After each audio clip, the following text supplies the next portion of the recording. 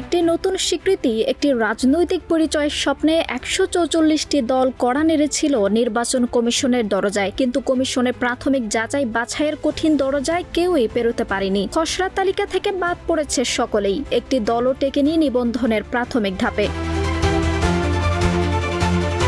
এখানেই শেষ নয়, কমিশন জানিয়েছে সংশোধনের সুযোগ এখনও রয়েছে। প্রাথমিকভাবে ৬২ দলকে চিঠি পাঠিয়ে ১৫ দিনের সময়সীমা বেঁধে দিয়েছে ইসি। বাকি দলগুলোকে পর্যায়ক্রমে জানানো হবে। এই সময়ের মধ্যে দলগুলো চাইলে তাদের আবেদনপত্র ও প্রয়োজনীয় কাগজপত্র সংশোধন করে জমা দিতে পারবে।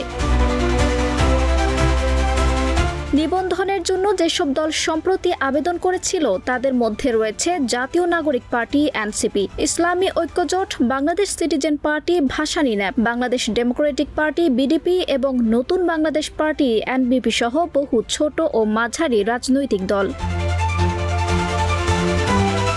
ইসির অতিরিক্ত সচিব কে এম আলী নেওয়াজ জানিয়েছেন, আবেদনপত্রে ঘাটতি, দলীয় কাঠামোর দুর্বলতা এবং শর্ত পূরণে ব্যর্থতা এই প্রাথমিক বাতিলের মূল কারণ। এখন প্রশ্ন একটাই, এই সংশোধনের পর কে কোন শর্ত পূরণে সফল হবে? কারা পাবে নির্বাচন কমিশনের আনুষ্ঠানিক স্বীকৃতি?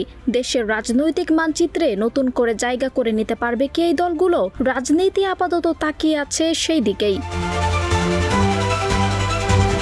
আঞ্জুম হক আরবি, প্রজন্ম ২৪।